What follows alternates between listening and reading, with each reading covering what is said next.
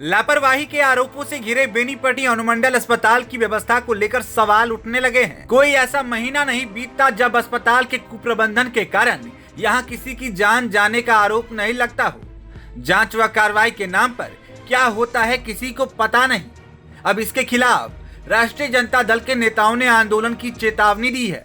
शनिवार को यूथ राजद के प्रदेश सचिव ओम प्रकाश यादव ने राजद नेता आदर्श कुमार, प्रियांशु कुमार, रवि कुमार प्रसाद सहित अन्य के साथ बेनीपट्टी के एसडीएम मनीषा से भेंट कर ज्ञापन सौंपा है। दिए गए ज्ञापन में राजद नेताओं ने कहा है कि अनुमंडल अस्पताल में मूलभूत सुविधाओं का घोर अभाव है। मरीजों को ज्यादातर दवाई बाहर से खरीदनी पड़ रही है। डॉक्टर और स्टाफ के कमी के कारण अधिकांश मरीजों को रेफर कर दिया जाता है या भगवान के भरोसे छोड़ दिया जाता है। वहीं राजद नेताओं ने अस्पताल में पिछले कई महीनों से लगातार मरीजों की मौत का जिक्र करते हुए डीएस पर अनावश्यक रूप से गायब रहने का भी मुद्दा उठाया।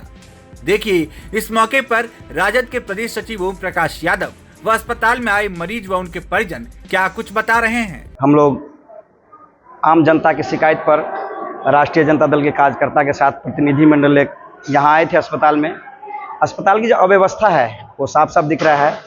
डॉक्टर और स्टाफ की बिल्कुल कमी है, यहाँ ना के बराबर है।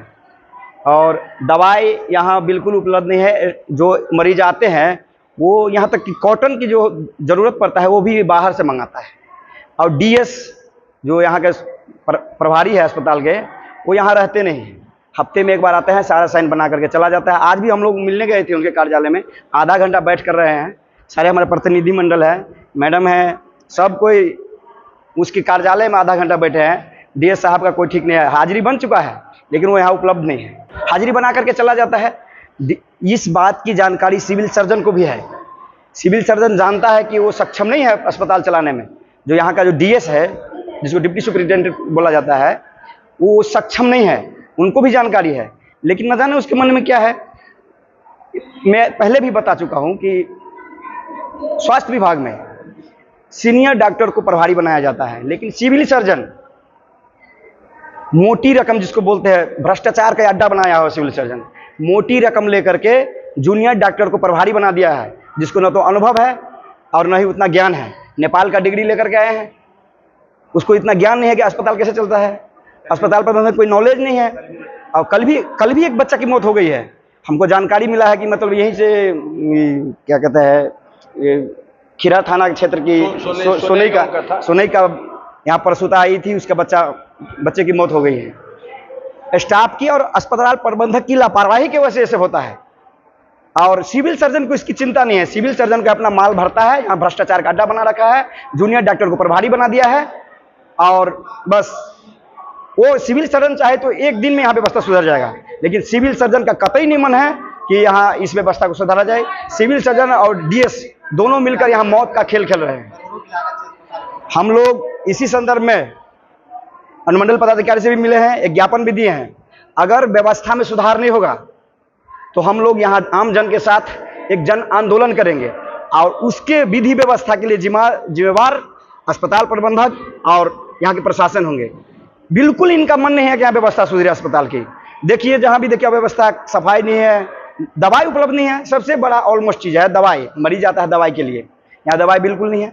कॉटन जो कहते हैं ना, रुई की अगर जरूरत हो तो बाहर से मंगाना पड़ता है। आप देख सकते हैं अस्पताल में मरीजों को बैठने की व्यवस्था नहीं है, मरीज जमीन पर बैठे हुए हैं। यहाँ का जो सांसद विधायक है वो आते हैं, पाग दुपट्टा ओढ़ते हैं, फोटो खिंचा कर चले जाते हैं। मरीज की जो व्यवस्था है वो देखने वाला कोई नहीं है। ये सरकार और यहाँ के विधायक सांसद बिल्कुल निकम्मे हैं, उनके बस की नहीं है। तो अब हम लोग आंदोलन करेंगे इस व्यवस्था के सुधार के लिए, और हम लोग ज्ञापन दिए हैं, इसके लिए आंदोलन होगा। यहाँ जो व्यवस्था है बिल्कुल कुछ भी नहीं है। सिर्फ शो किया गया है कि यहाँ पे हॉस्पिटल है, यहाँ पे कुछ भी ना डॉक्टर का कोई सुविधा है, न कोई जो सब महिलाएं डॉक्टर है। और जो है आती है जितनी महिलाएं, कल का घटना देखिए, जो सब महिलाएं थी और यहाँ पर जो है सभी जो है अपना पिन छोड़ाने के लिए कहीं ना कहीं रेफर कर देते हैं। और शो किए हैं कि मतलब इतना बड़ा हॉस्पिटल है, तो रहने से तो कुछ नहीं होगा, ना काम होने से होगा। अगर किसी का देखिए जान का खतरा हो रहा है तो आम जनता की हो रही है। नेताओं तो बड़े बड़े पद लेकर के अपना बैठे हुए हैं, उनका क्या है, सिर्फ पद से मतलब है।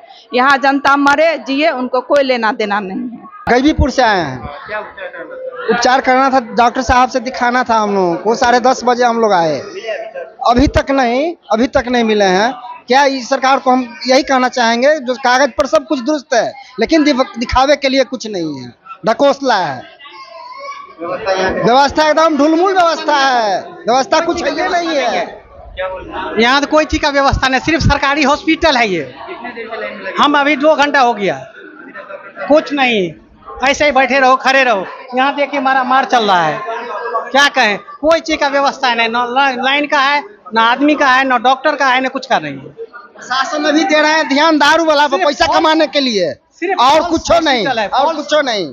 जो कहते हैं ना फॉल्स पीने वाला हॉस्पिटल है, को पकड़ के ले हॉस्पिटल आता है, है, काम का नहीं। अब बेनीपट्टी में झोला प्रिंटिंग की फैक्ट्री, जहां कम खर्च में क्वालिटी वाले झोले बनाए जाते हैं। EMI पर भी यहां से माल ऑन टाइम डिलीवरी ले जा सकते हैं। साथ ही लड़की की शादी में यहां मिलता है मुफ्त में झोला। तो आज ही संपर्क करें श्याम एंटरप्राइजेज, बेनीपट्टी, बेटा बाजार, नियर ग्रामीण बैंक।